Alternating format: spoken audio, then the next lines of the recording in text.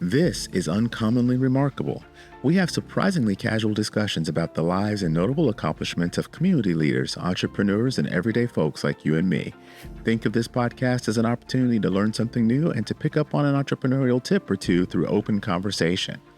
I'm Artis Beatty. I'm a doctor of optometry and the chief medical officer for My Eye Doctor OD.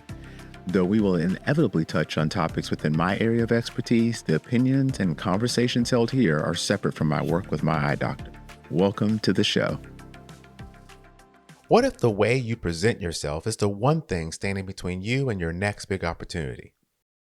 Whether you're leading a meeting, pitching an idea, or aiming for that next promotion, how you communicate defines your success.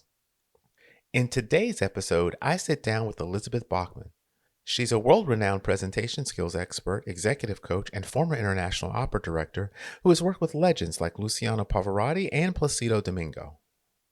She now teaches professionals, especially women, how to become visible, valued, and heard in leadership roles. In today's episode, we deep dive into the hidden communication traps that hold women back in the workplace. We learn how to navigate single focus versus multi-focus thinkers in conversations. We understand the power of storytelling in leadership and persuasion, and how strategic empathy can help you influence, engage, and inspire. These are all lessons learned from directing opera that translate into world-class leadership. So if you've ever felt unheard, overlooked, or struggled to communicate your value, this episode is for you. Welcome. I am so excited to have you here with us today, Elizabeth. Thank you so much for taking the time to join us. Well, thank you, Artis. I'm really glad to have met you because we are, you're really interesting and fun. We had the best conversation preparing for this, so I've been looking forward to this for days and days. Well, that is awesome because I'm really excited. When we first got to meet each other, you mentioned a couple things that I just could not believe I'd never thought of before. And so I'm really excited to share that with people who might be listening or watching us today. And so why don't we start by maybe going to the background of what you're doing today, because you are using 30 years of learned skill to help teach people to be better presenters. And I just find that amazing. Well, thank you. So I was an international opera director for 30 years, and including running an opera company, and that was great fun. And then I got to the point where it was time to do something else, and so I went off and what else was I going to do except leverage what I had learned in 30 years of working with opera companies and training opera singers and running a company and all of that, to help people be heard, and particularly to help women's voices be heard, because I was one of the early opera directors, the early women opera directors in America, and I kept hitting a glass ceiling. So a large part of what I do is help professional women who are hitting a glass ceiling, who get to the point where he said, okay, you get to go so far, but no farther. And I think about that a lot. What I do now is I am a presentation skills trainer and executive coach, which means that I talk about how do you show up as the person who should be listened to, the leader. So for me, I do leadership training. Lots of people do leadership training. My aspect of leadership training is, how do you talk about what you're good at so that people hear that and they go, wow. I had a client not too long ago who went and did a speech at a local event, and her assistant came to listen. And when they got back to the office, her assistant said, I didn't know you knew all of that. And so there was someone who saw her every day and saw what she did, knew the ins and outs of what she did, but actually didn't realize the thought leadership behind it. And that's the sort of thing I help people talk about, is what are you good at? What are the skills, say, of being an eye doctor that qualify you for leadership? And so, and it's endlessly fascinating because a lot of the traps we fall into are similar, but everybody's details are different. So when it's interesting for me to think about the journey that would have brought you to this, though, right? So if I am remembering correctly, you grew up an actress, and you were involved in acting, and you went off to college, and it was after that that you found directing and the opera. Is that right? Yeah. Well, it, I like to think that I've been dedicated to the art of great communication. It's all communication, basically. I'm all about communication. I like to think I've been dedicated to that since I first walked on stage at the age of 5. And, and afterwards, I heard my mom say that I was the best damn bunny rabbit ever to grace the stage of the Hillside School. And I thought, oh, they like it. I love it. So I kept on doing that in Portland, Oregon, in a small children's theater. You know, I, I was the kid who was always putting on little skits for when friends of my mother's came over to visit after school. And so they sent me to the children's theater for acting lessons until I grew out of it. And I never grew out of it. Oh, So, wow. so that was fine. In my I went to a small independent school, and in my little circle, I was a big dog. And then I went to college in Connecticut with all these kids in the theater department who'd been trained by Broadway actors in their high schools. And oh, everybody was a big dog. And a lot of them were like much bigger dogs than I was. Uh, that was that was an adjustment. It was like, oh, I wasn't the best. I had to figure out what I was. And then I figured out that I was actually better as a director than I was as an actor. Mm. I'm a planner, I'm a problem solver. I like to see the whole picture and where we're going.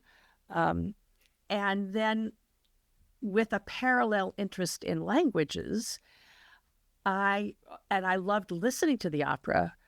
When I moved to New York after college and worked as a runner for a company, I was a messenger. I realized that there were small opera companies where you could start. Mm. And so I started in a little itty bitty opera company where I was 50% of the staff. Um, and I loved it. And I thought, oh, this is what I'm going to do. And then I worked my way up from driving the truck and sweeping the stage to directing at the Metropolitan Opera in New York, or in Argentina, and around the world, in Europe, Argentina, and even to Japan, although that was with the Met Opera tour. So I was one of the staff directors with the Metropolitan Opera directing in Japan. And I really tried to figure out how to tell the crew what to do in Japanese, but my Japanese was pretty bad. I only had 5 verbs, and there's only so much you can say with 5 verbs. So, Now, you speak 5 languages, though, right? right, Japanese is not one It's of them. not I one only of those. remember a little Okay. bit, but because of the opera, English, French, Italian, German, and Spanish, and I married a German, so I married into a German family, and I live half the year in Austria, where I work with my European clients, and we don't have a big time difference. And then in the U.S., I was in San Francisco for many years. I'm now in Portland, Oregon, and so I work with the U.S. clients. It's sort of 3 months at a time. It works Yeah. out to So do you that. found your way back to Portland. I did. Yes, I moved back into the family house where, and we live here now in the house I grew up in, Oh, as wow. opposed to a little tiny 1 bedroom in San Francisco in the fog belt. Yeah, where in the summer the sun never comes You're out. right. So it was, and things change it was time to do something different and do something new. What about the opera, though, attracted you? I, well, Since I was 5, I was working with this children's theater where we did fairy tales. Mm-hmm. So Mm-hmm. I grew up with stories. It's all about great stories. And so you've got theater and you've got music and you've got languages. I'm really interested in words and how people communicate and travel. So it took me around the world. And the things I really love were the grandeur and also the challenge of putting it together and telling that story in a way that works for everybody. Mm. When I left the opera, people knew who I was. People knew me as, I was fairly well known at my level, and I had to then sell myself to businesses when I moved into being a presentation skills trainer. Mm-hmm. And I had to actually talk about what I was doing. I had to change the story. So it's all about stories. How do you tell stories? Stories are the way people get involved. Stories are how we process. We remember stories more than we remember facts. And so what I had to do was talk about directing opera was like having a vision, meeting with a team of really talented people, most of whom thought they could do it better than I could, and then convincing them to use my vision, pulling them through the project and getting the best out of each person on the way, and then delivering the result by the deadline. Because 8 o'clock Saturday night is going to roll around and there are going to be people sitting in that theater who've paid a lot for those tickets. And so as you think about the work you were doing when you were directing, and you directed some fairly well-known opera performers and singers, right? How did you? Luciano Pavarotti and Plácido Domingo are the names people know, but I know a Wow. lot of others, but those are the names that most people know. And you so you had to develop this skill set to be able to get people who were very famous, who probably really knew that they were great, to follow instruction and to do things that you needed them to do in order to make the show even greater. Those types of skills you developed directing opera, and those are the Mm-hmm. types of skills that now you are using to help other people understand how to present themselves as well. Yes, exactly. And actually, in opera, it was easy because it was much easier than it is in business. Because in opera, everybody knows you need someone who's the outside eye.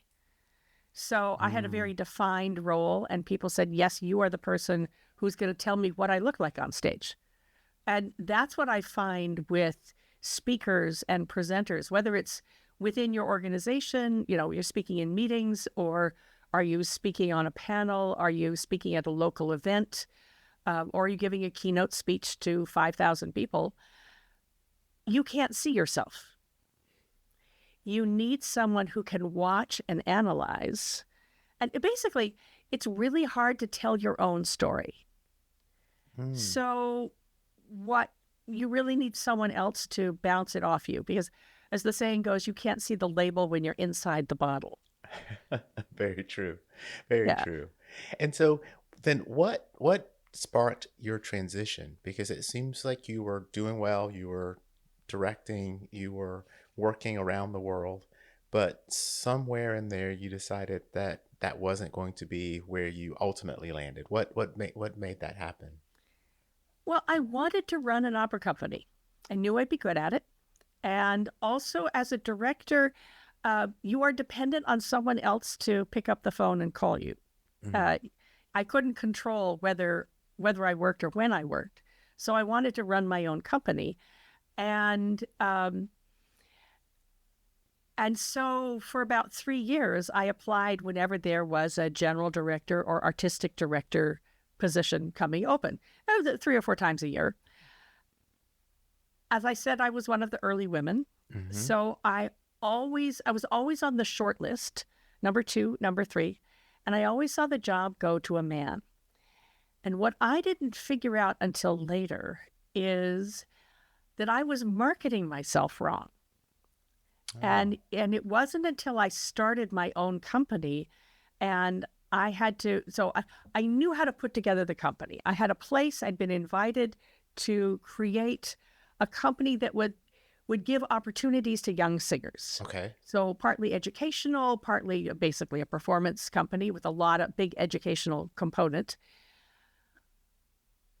But to launch it, I had to raise $100,000, which sure wasn't in my bank account. And to do that, I had to speak to raise money. And that's where, when I first started, I was pretty terrible. I was terrified and terrible. And that's where I discovered the art of presentation skills. That's what see. saved me. I did my first few fundraisers. Lovely people. They knew me. They liked me.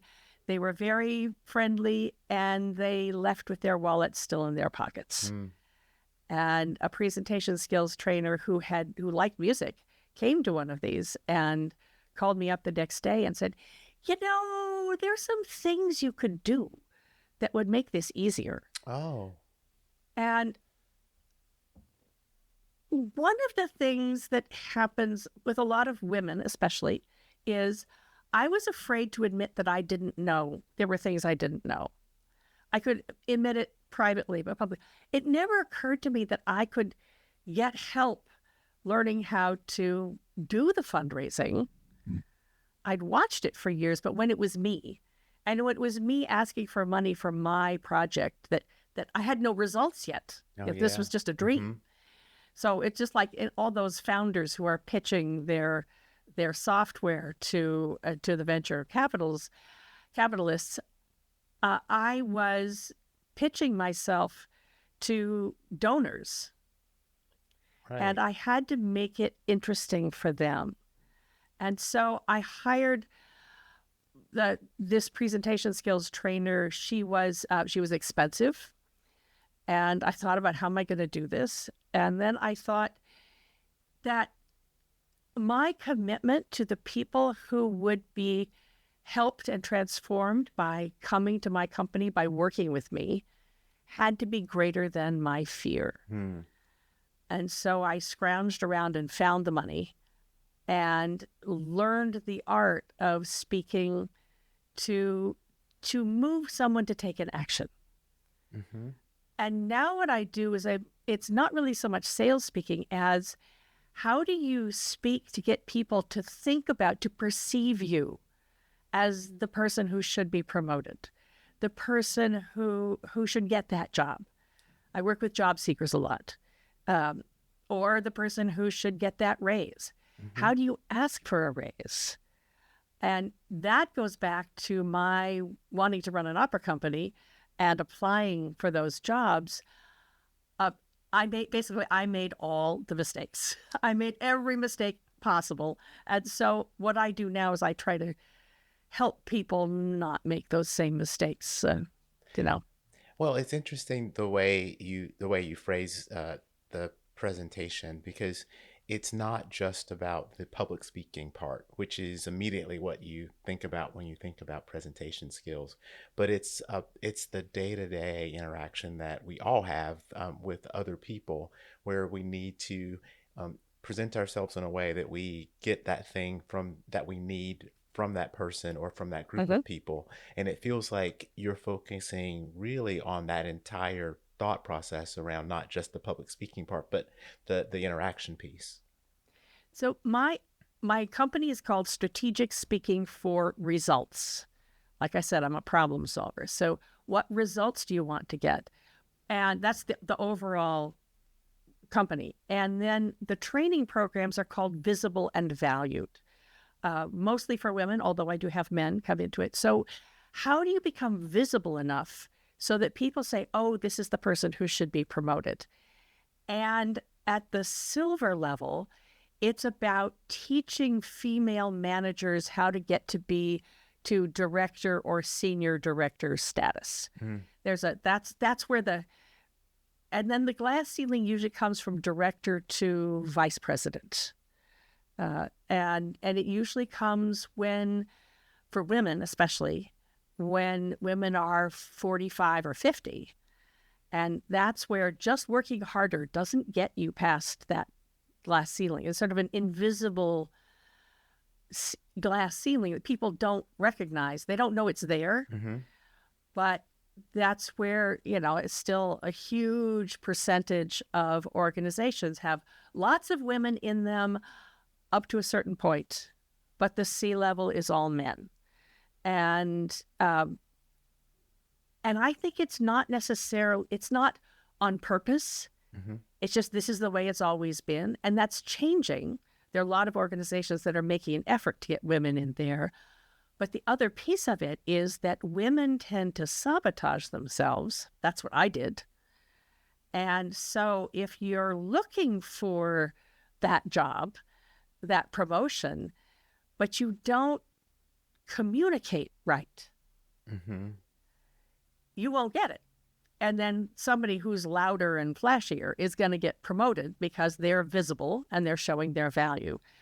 May or may not be real, but that's where that's what you notice. And so you've focused a lot on helping women specifically. And is that really because of what you faced, or is there some other reason that you decided, I'm going to focus on I'm going to be able to help women be able to break these glass ceilings?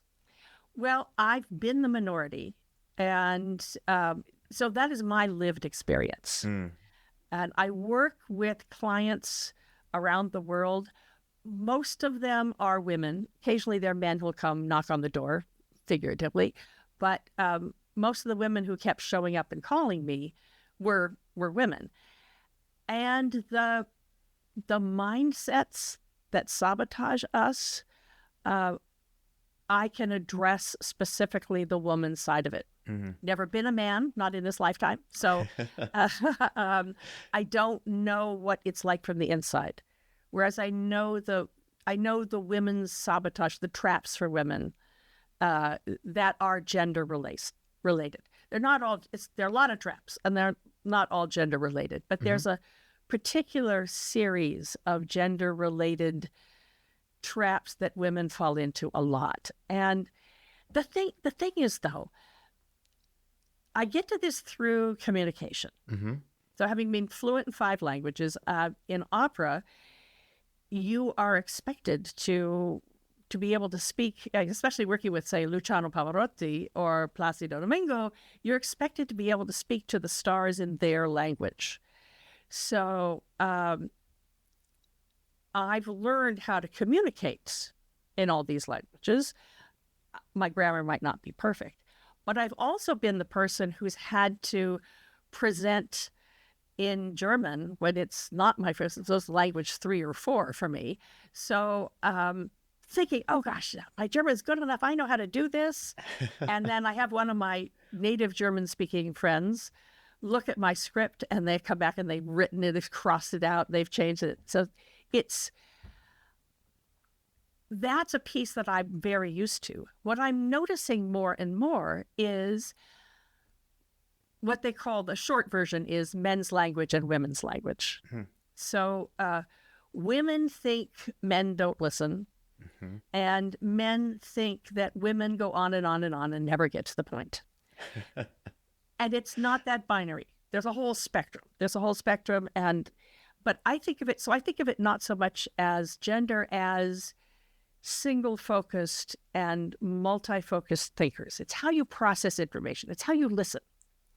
So the single-focused thinkers are historically men, traditionally men, but not always. A lot of women are single-focused to get a particular project done. And the advantage of that is that's how you get things done. And Western business was built on that principle. The disadvantage to that is tunnel vision. So the single-focused person may be so focused on what they're doing that they might not notice the side issues. And they might not notice the woman who walks in and says, hey, can I talk to you about this project? If they're focused on something else, the woman thinks she's been heard, or the multi-focused thinker thinks she's been heard, but she hasn't been. Right. Because the single-focused thinker was focused. The multi-focused thinkers are relational thinkers. And it's traditionally women, historically women, but not always. I know a lot of men who are very, I know a lot of men come to me who are very multi-focused. And can you help me be more direct and clear? And these are the people who see the world in a web of relationships. So they're going to see all the side issues that will derail a project. The downside of that is that if you are if you think in relationships, then your ideas are you. And so any kind of challenge or if someone knocks your idea down, it feels like it's personal. It feels like they're trying to attack you. When actually they're just trying to test your idea. And I think that this is fascinating, and it has so many practical implications. And I I really am a single focus thinker. So Mm-hmm. if there's something that I need to solve or to do, I'm generally locked in on the one thing and it gets done and I move to the next one thing. But if you are in a relationship with a multi-focus thinker, then it can be problematic because as a single focus thinker, you're like, well, why haven't you solved this problem? Why haven't you thought Mm-hmm. about this thing? And the counter is, why are you not thinking about all these other things? Um, Right. and you're exactly right on multi-focus thinkers taking things personally Huh? when you're not exactly focused on that thing that they're trying to present to you at that moment. There all these personality profiles like DISC or Myers-Briggs or the Enneagram, all that stuff is really, really useful. The thing, and you need to know it. You need to know sort of where you are in those, what kind of person they are. The thing that I think is missing is that the gender overlay, that we are socialized. Little boys grow up learning about bugs and dinosaurs, and little girls are fed Barbie way early on, and My Little Pony way early on. So it's everywhere, and also I grew up with the good girls don't brag, don't talk about yourself. Mm. You know, just be nice. If you do a nice good job, you will be rewarded, which turns out isn't true. That's a myth.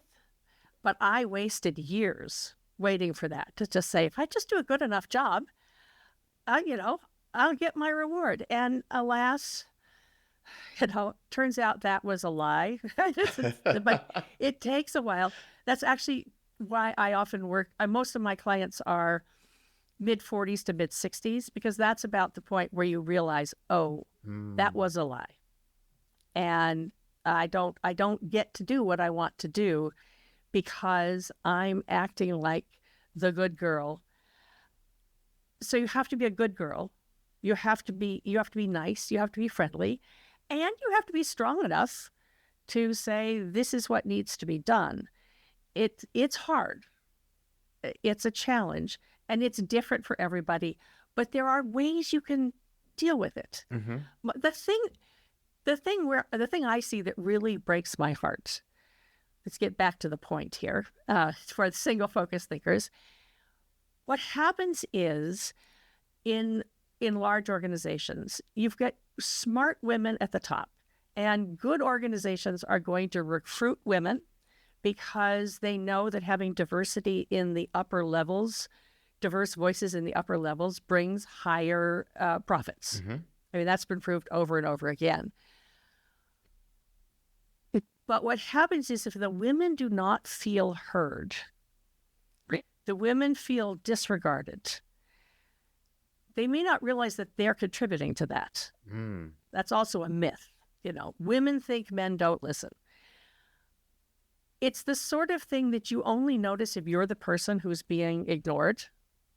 So the women tend to think it's personal, when it might just be, he really didn't hear you. Mm. I like to think of it as if the single focus thinkers speak Spanish and the multi-focus thinkers speak Italian. Okay. And if you're going to speak Italian to a Spaniard, they'll get the gist of what you say, more or less, because the languages are very similar, but it's actually another language. Mm-hmm. So sometimes the verbs sound the same, but they mean something different or different implications. And so if you recognize that if you're a multi-focused person who's talking to a single-focused person, recognize that you have to make an appointment to talk to them. Mm. Say, can I get your single-focused attention? Yeah, just basically, I need to talk to you about this issue. It's not a problem. It's just something I need your feedback on. When could we do this? Right. Because then the great thing is they're focused on you, which is wonderful. The multi-focus thinkers, so that's for the multi-focus thinkers to get the single-focus thinkers to listen. The single-focus people need to know that multi-focus people are relational thinkers. They need acknowledgement. Mm. They need to be acknowledged. They don't need to be fixed. They need to be heard and acknowledged. And part of the whole relational mindset is that context is everything. So this is why the multi-focus thinkers tend to start the story back at the last century and work your way forward. Yeah, to give you all because context is everything for them.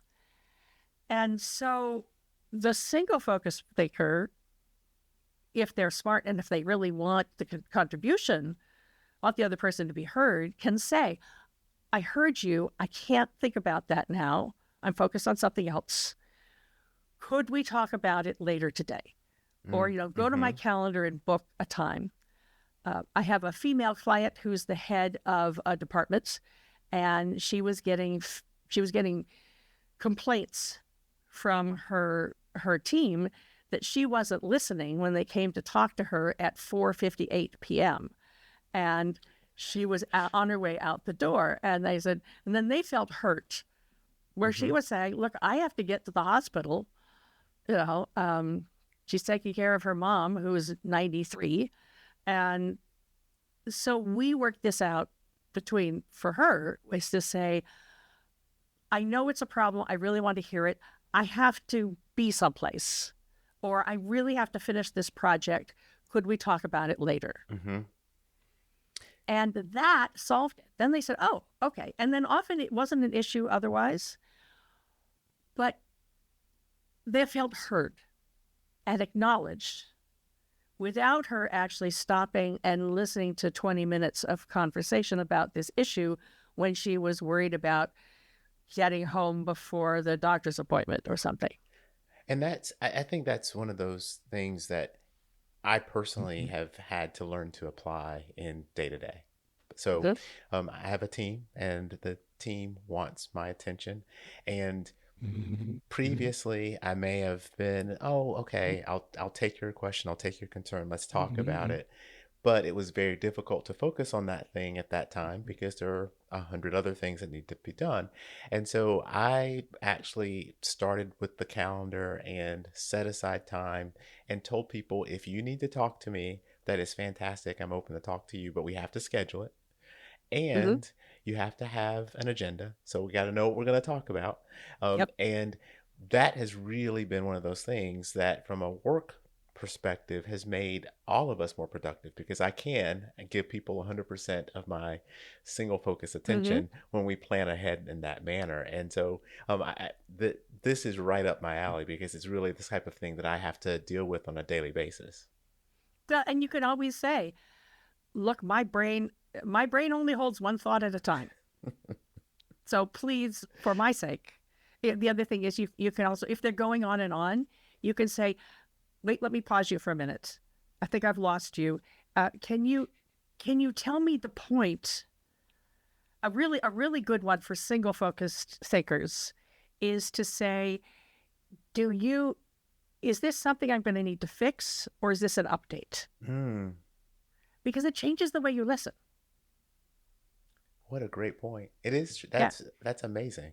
And if you ask them to say, here are the things I want to talk about, so that you know where it's going, you know how to listen. And then for the multi-focus thinkers, you have to help your single-focused friend or colleague, give them that context. Sometimes it's, I just need to vent. Please don't try to fix me. I just need someone to listen. And, this whole story of men don't listen to women is something that women perpetuate. Women tell each other, men don't listen. And then often, especially when this gets into someone who's at a high level in an organization, you see over and over that women get frustrated because they don't feel heard. They don't think they've been recognized. They actually are recognized, but the men aren't giving them the signals that they recognize. They don't understand. They're not being acknowledged. They don't know they've been recognized. And so they get fed up and quit. And, someone at a high level, if they quit, that's, for the organization, that's 3 to 6 months of lost productivity. Any team that they're leading slows down. They take their institutional knowledge away from them. And it's expensive to hire a recruiter to replace that person. And then for the person who's walked away frustrated, they don't know why they were treated so badly. And I have to say, so sometimes they are actively being blocked. There are the ones who are really trying to block you. That's true. But so often it's just a misunderstanding. If you say, oh, they're thinking in Spanish, and I've been talking Italian to them all this time.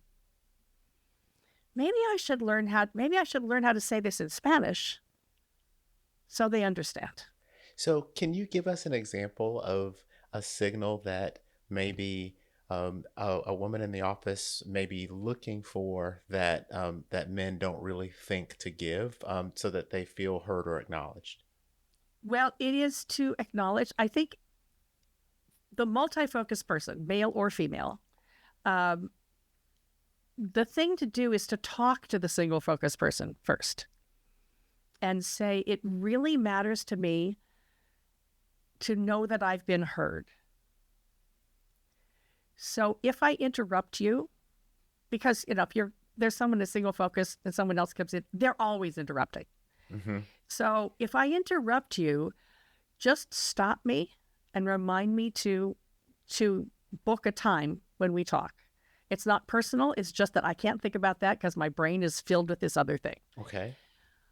And then the single focus person can say, please cut to the chase. I want to hear this. I respect what you want to do, but I can only handle about 3 things in my brain at once, or 1 or 2 things at once. So tell me what I'm listening for.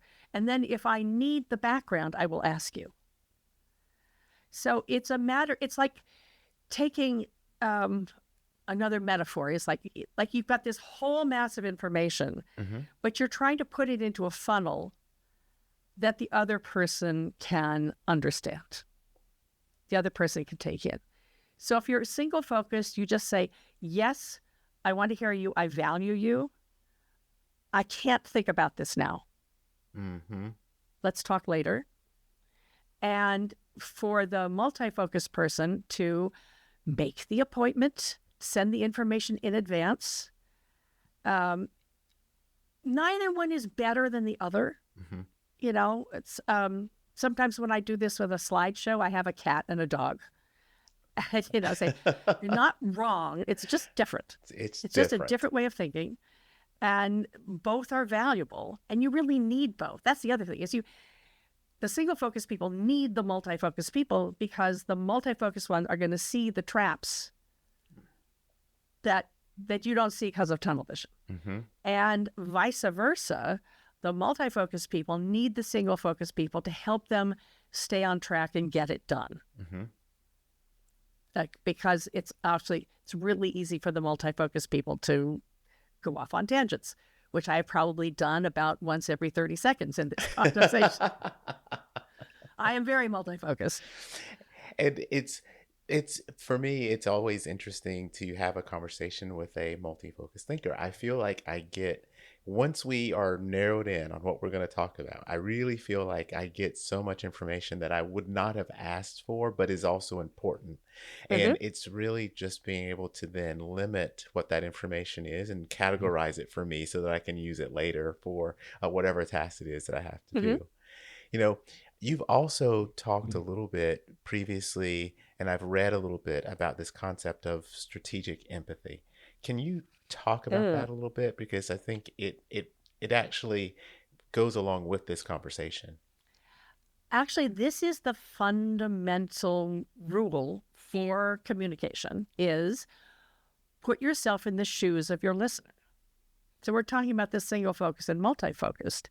For the multi-focused person, it's to put themselves in the shoes of that single focused person, of the person they want to reach. If they want them to do something, you've got to phrase it in a way that they'll understand. Hmm. And vice versa. Um, for the multi-focused people, if you know that they think like relationally, they're relational thinkers, then put yourself in their shoes and acknowledge them and value them.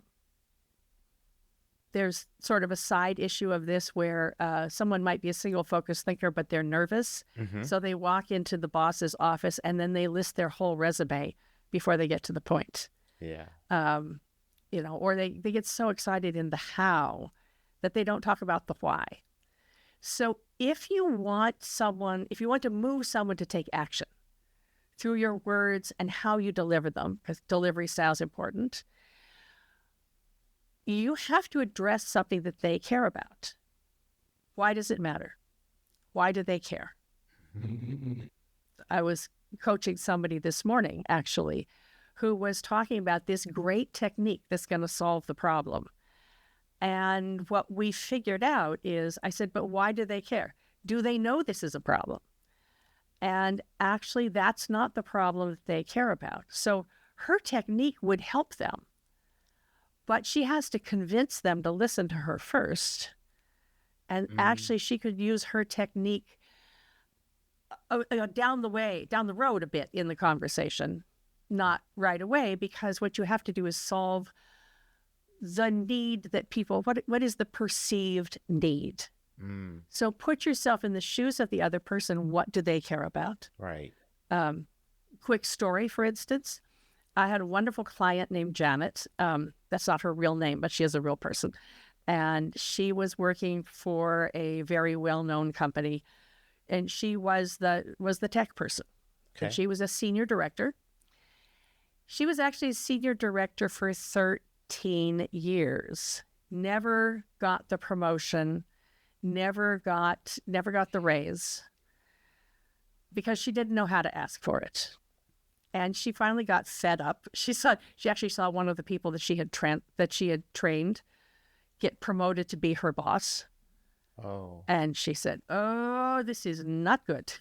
And so she had to solve problems. And so they asked her to solve something else. And she said, "Okay, this time before I solve it," she knew what to do. "Before I solve it, I'm going to pitch it as my strategic plan to each member of the C-suite." Okay. And so the CFO, she talked about how they were going to save money. And the chief of ops, she talked about the logistics of how to do it. There were people in the organization who were very much stuck in their silo. And so there were two of those, and she went to them and say, "Here's my strategic plan. But in order to do this, I'm going to need these people to help. And you're so much better at this. They listen to you so much more than they listen to me. Will you help me with this?" And basically what she was doing was enrolling them all in the idea of promoting this solution. Mm-hmm. A company-wide solution. It was a software change. It was the whole company.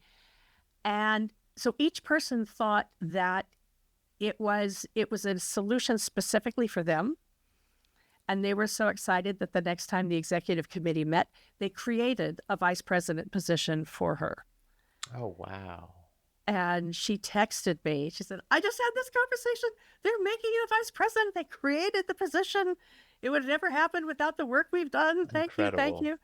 And actually, 6 months later, they made her the chief information officer. Wow. So she went from director to VP to CIO within 12 months. After 13 years of being After in the same 13 role. years of being stuck. You're basically being stuck and not knowing what to do, how to fix it. So she just kept on doing her job. But also the resentment built and built and built. Right. Until she talked to somebody and said, I'm so frustrated. Frustrated is the word I hear the most. Someone calls me up, I'm so frustrated. Can you get them to listen to me? And I said, probably yes. I hope so. Probably yes. But, it doesn't happen overnight, And then you change the way you're perceived by changing the way you communicate. Yeah. So what's next for you?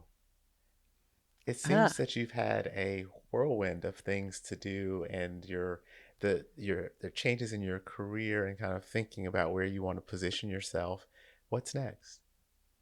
Well, I have a group program that I have reorganized, and so it's called the Visible and Valued Masterminds. And I'm getting ready to launch a new cohort in a new format. And I also have several webinars. So I have a webinar just recently called Storytelling Secrets for Women Leaders. Okay. Because the storytelling is the method you use to communicate through stories. Mm-hmm.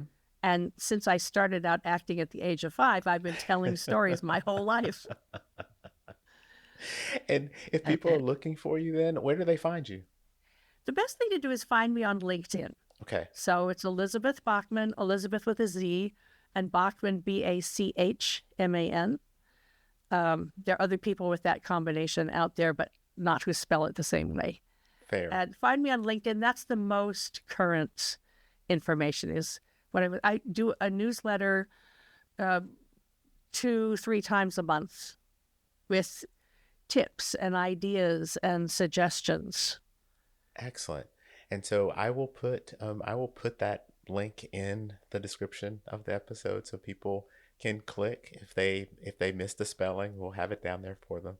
And I will link a couple of the other resources that you were able to give me earlier to make sure that everybody can look for you and find you and get information from you as they need it. Thank you, Artis. It's really fun to talk to you. It has been fantastic to talk to you, and I love learning things. And so I feel like I've learned a lot in this episode, and I've learned a lot along the way.